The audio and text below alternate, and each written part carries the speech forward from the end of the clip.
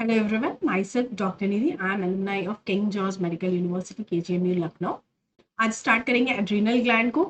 First of all थोड़ा सा introduction, concept सीखो. ऐप आप डाउनलोड कर सकते हैं गूगल ऐप स्टोर से, गूगल प्ले स्टोर से एंड ऐप स्टोर से, दोनों से डाउनलोड कर सकते हैं. जहाँ पे हमारा कंप्लीट जीएस कोर्स है उसे आप एनरोल कर सकते हैं. काफ़ी अच्छा वेटेज है जीएस का इस बार, तो ज़रूर एनरोल कीजिएगा, अपना कंसेप्ट क्लियर कीजिएगा.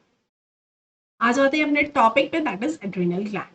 Adrenal gland consists of two parts, adrenal cortex and the adrenal medulla. From the diagram, we can see that this is the cortex. Okay, हमारा यहाँ से लेके यहाँ तक cortex part and the rest is medullary part. ठीक है, adrenal cortex consists of 72% of our adrenal gland, rest 28% is our medullary part. In cortex, we have three layers. Zona, outer layer is zona glomerulosa, middle layer is the zona fasciculata, and the innermost layer is zona reticularis. इसको आप ऐसे भी याद कर सकते हो, GFR. ठीक है, outermost layer is zona glomerulosa, middle layer is fasciculata, and the middle layer and the innermost layer is reticularis. ठीक है, 15% हमारा जोना ग्लोमेरुलोसा होता है, 50% fasciculator and the 7% is our reticularis. ठीक है, zona glomerulosa is responsible for production of our mineralocorticoid, that is aldosterone. Zona fasciculator is responsible for production of glucocorticoids, यानी हमारा cortisols कहाँ से रिलीज होता है, जोना fasciculator से. Sex steroid are released from the zona reticularis. इसमें आ जाता है हमारा डिहाइड्रो एपिएंड्रोस्ट्रॉन एंड एंड्रोस्टेनिडाइन्स. तो ये दोनों ही हार्मोन कहाँ से रिलीज हो रहे हैं, हमारा जोना रेटिकुलरिस से रिलीज हो रहे हैं. Now coming to the medulla part. Medulla part is responsible for production of catecholamines. हमारे epinephrine, norepinephrine and the dopamine are release from medullary part. Medullary part is the inner part and it consists of 28%. ठीक है, zona glomerulosa से क्या release हो रहा है, mineralocorticoid or aldosterone. Zona fasciculata is responsible for production of glucocorticoid or cortisols. Zona reticularis is responsible for production of androgen, our dehydroepiandrosterone and androstenediones. और जो medulla है वहां से हमारा एपिनेफ्रिन, नॉरएपिनेफ्रिन एंड डोपामिन का प्रोडक्शन होता है. ठीक है, इसको अब आके डिटेल में पढ़ते हैं एक एक हार्मोन्स को. First coming to our aldosterone. It is a mineralocorticoid hormone. ठीक है, और ये लाइफ सेविंग हार्मोन भी कहते हैं. क्यों? क्योंकि मेजर जो इलेक्ट्रोलाइट एंड वाटर बैलेंस के लिए हार्मोन रिस्पॉन्सिबल होता है वो होता है हमारा aldosterone. Excuse me.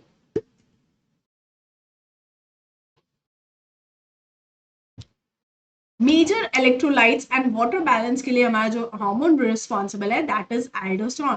That's why it is known as a life saving hormone. Is this clear? तो क्या करता है, फंक्शन क्या है इसका, ये हमारा वाटर एंड सोडियम रीअब्सॉर्प्शन के लिए रिस्पॉन्सिबल है and excretion of potassium and hydrogen ion. तो जब एसिडोसिस पढ़ेंगे तो एसिडोसिस सिचुएशन में क्या करता है, एल्डोस्टेरोन हमारा हाइड्रोजन आयन एक्सक्रीशन करा. So this is the function of aldosterone. अब बात करते हैं एल्डोस्टेरोन किस पार्ट, कलेक्टिंग डक्ट के किस पार्ट पे, किस सेल पे वर्क करता है. तो हमारा पी सेल होता है एंड आई सेल होता है, principal cell and intercalated cells. तो दोनों पे वर्क करता है. First coming to the P cell. P cell पे क्या करता है, सोडियम एंड वाटर रीअब्सॉर्प्शन कराता है एंड पोटेशियम एक्सक्रीशन कराता है. ठीक है, इसको डायग्राम से समझते हैं. ये हमारा पी सेल है, ये ब्लड वेसल एंड हो गया और यहां से हमारा यूरिन फ्लो कर रहा है.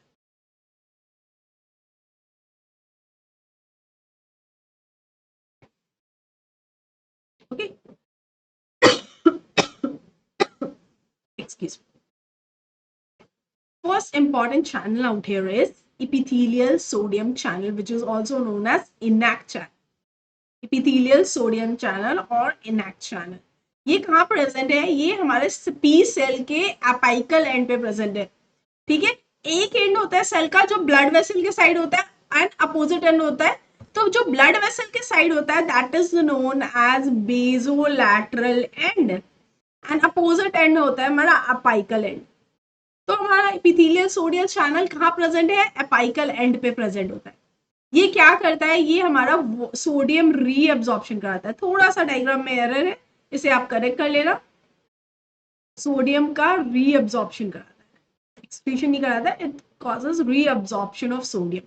And we all know sodium is osmotically active compound. तो इसके साथ क्या होगा? वाया ऑस्मोसिस हमारा water also move inside the P cell. ठीक है, is this clear everybody? epithelial sodium channel which is also known as INAC channel, it is responsible for transport of sodium from urine to P cell. अब आ जाते हैं clinical part पे। This epithelial sodium channel is blocked by diuretic drug like amiloride. Amiloride क्या करेगा? epithelial sodium channel को block करेगा, water reabsorption नहीं होगा। वाटर रीअब्जॉर्प्शन नहीं होगा, then water excretion will be there, and due to the water excretion it is known as diuretic drugs. Is this clear? अब एक और इंपॉर्टेंट पॉइंट आता है यहाँ पे कि क्या होता है? एपिथेलियल सोडियम चैनल की ओवर एक्टिविटी। ओवर एक्टिविटी की वजह से क्या होगा? Enhance absorption of sodium as well as water will be there.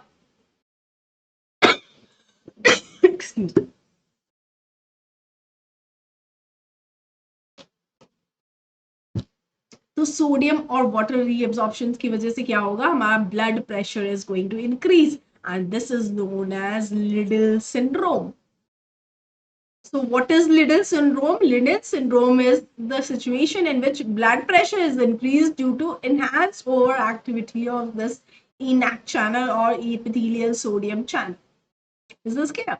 Now coming to the next channel out here is renal outer medullary K channel, which is also known as ROMK channel.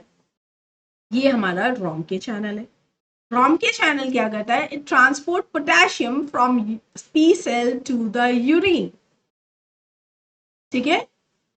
So this is the function of ROMK channel and this is the function of epithelial sodium channel. ठीक है? क्या हुआ? हमारा blood से aldosterone आया, aldosterone mineralocorticoid receptor पे bind करेगा, cytoplasm में इसका रिसेप्टर प्रेजेंट होता है, वो बाइंड करेगा, इवेंचुअली न्यूक्लियस में जाएगा, न्यूक्लियस क्या करेगा? अपना एक्शन यहाँ पे शो करेगा। इसमें क्या होगा? न्यूक्लियस के through upper regulation of this epithelial sodium channel and the ROMK channel will be there, and epithelial sodium channel is going to reabsorb sodium and water while ROMK channel is going to excrete potassium from the P cell to the urine. Is this clear? Aldosterone का function कैसा है P cell पे हमारा? Coming further, हमारा I cell पे aldosterone का action क्या है? I cell is the intercalated cell. ये हमारा सिर्फ एसिडोसिस सिचुएशन में प्रेजेंट होता है। So that's why it is also called as type A cell. Here A stand for acidosis. ठीक है, ये हमारा हो गया I cell। ये blood vessel end है, so that's why it is a basolateral end, and opposite end is our apical end.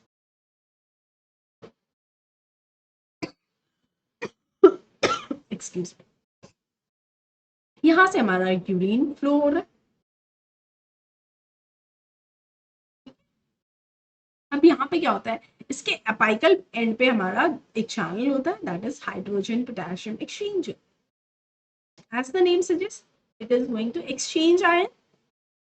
तो ये क्या करता है? हाइड्रोजन आयन को हमारा आई सेल से यूरिन में सेंड करता है, एंड इन एक्सचेंज क्या होता है? Potassium ion move inside this ice.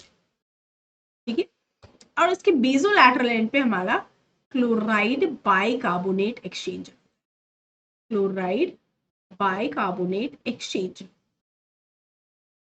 ये क्या करता है?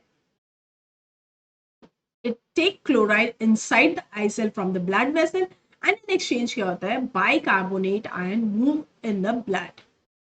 ठीक है, तो क्या हुआ?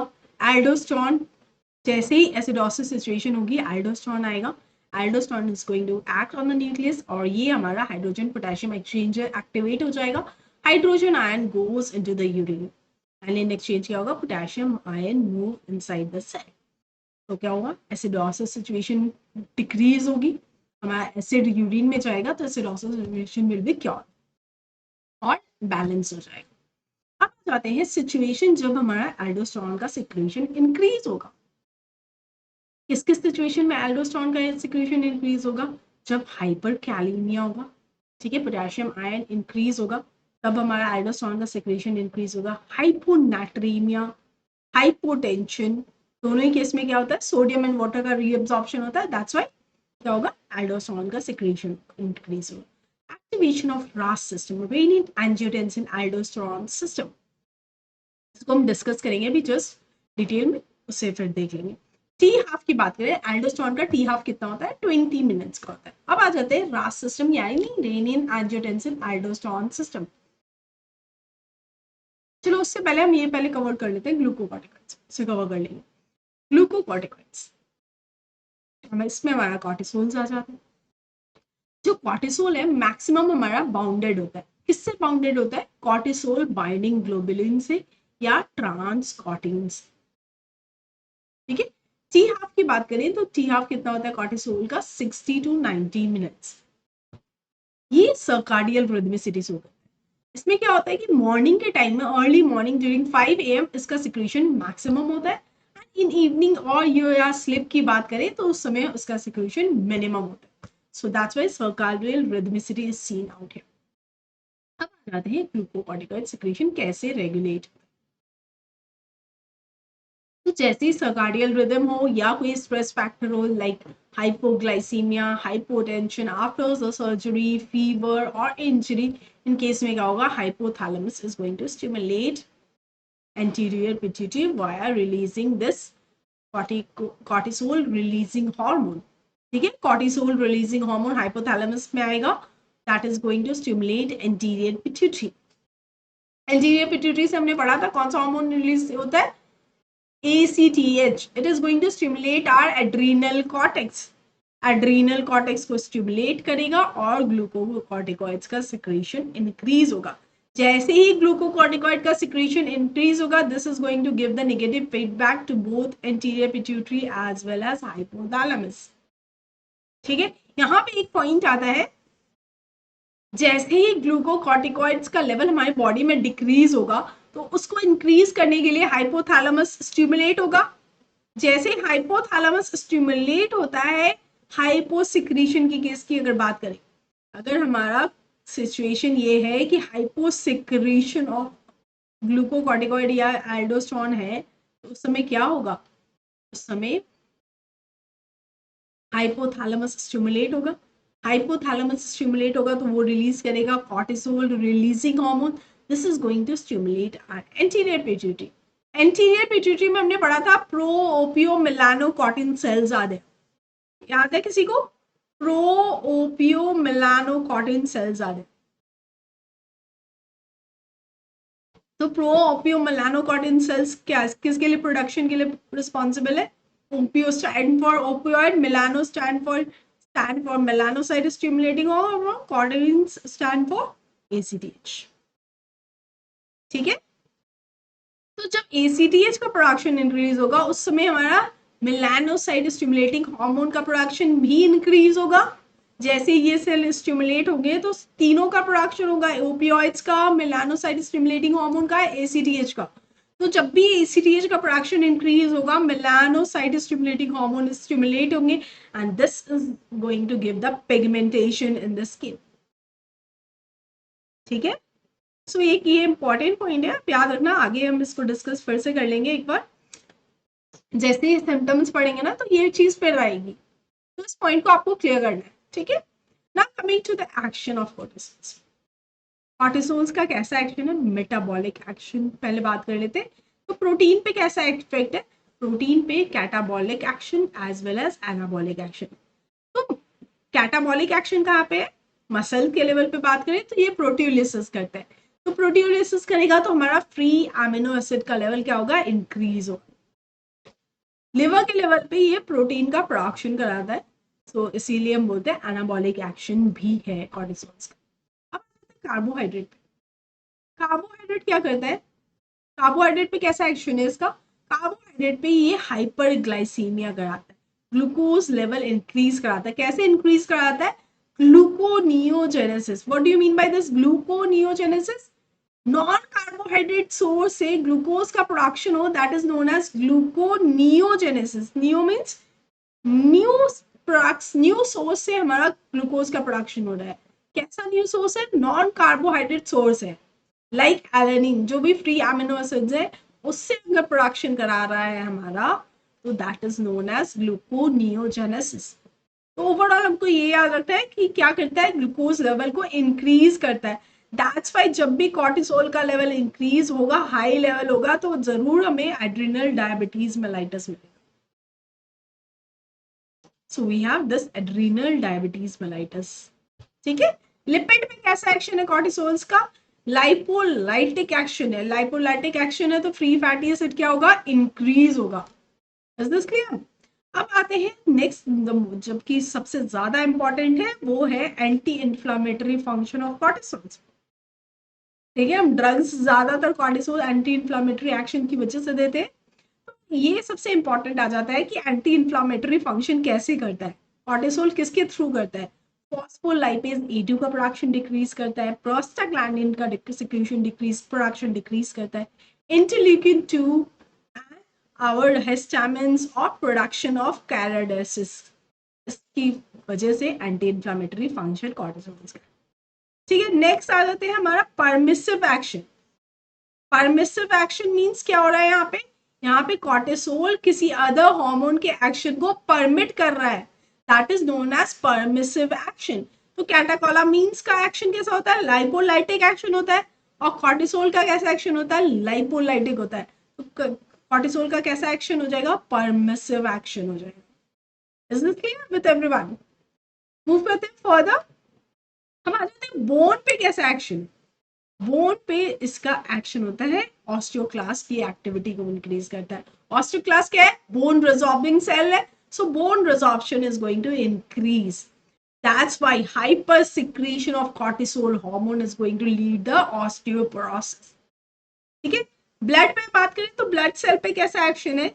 ये ईस्नोफिल का प्रोडक्शन डिक्रीज कराता है, that's why it is anti allergic in action. Lymphocyte का लेवल डिक्रीज कराता है, that's why it is immunosuppressive. RBC का प्रोडक्शन इंक्रीज कराता है, न्यूट्रोफिल का प्रोडक्शन इंक्रीज कराता है। जीआईटी पे कैसा एक्शन है? हमारा गैस्ट्रिक एसिड सिक्रीशन कराता है। ठीक है, गैस्ट्रिक एसिड सिक्रीशन कराएगा। तो दैट्स व्हाई जब भी हाइपर कॉर्टिसोल्स होंगे हमारे बॉडी में, तो क्या होगा? Due to this increase gastric acid secretion we will see the peptic ulcer. ठीक है। रिप्रोडक्टिव सिस्टम पे कैसा एक्शन है? हमारा निगेटिव रेगुलेटर की तरह एक्ट करता है, गोनाडोट्रोपिन रिलीजिंग हार्मोन को डिक्रीज कराता है, सप्रेस करता है। ठीक है। तो क्या याद रखना है इसमें कि रिप्रोडक्टिव सिस्टम पे कैसा एक्शन है? निगेटिव रेगुलेटर के थ्रू एक्ट करता है। ठीक है, is this clear?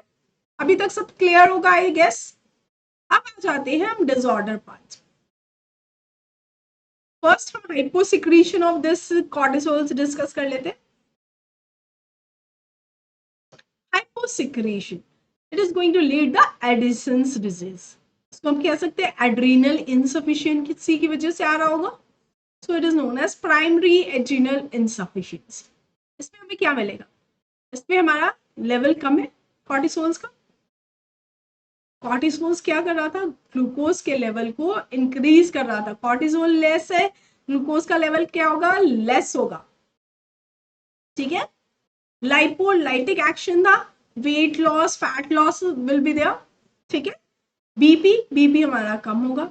Hyper pigmentation is the characteristic feature, अभी हमने डिस्कस किया था। ठीक है। एसीटीएच के प्रोडक्शन को यहाँ पे इंक्रीज करना होगा हमारी बॉडी में, कॉर्टिसोल इंक्रीज करना है। We have to increase the cortisol. Body क्या करेगी? निगेटिव हमारा फीडबैक जाएगा हाइपोथैलेमस में कि कॉर्टिसोल लेवल डिक्रीज है, उसे इंक्रीज करना है। तो हाइपोथैलेमस से हमारा क्या होगा? कॉर्टिसोल रिलीजिंग हार्मोन निकलेगा, वो पिट्यूटरी को स्टिमुलेट करेगा।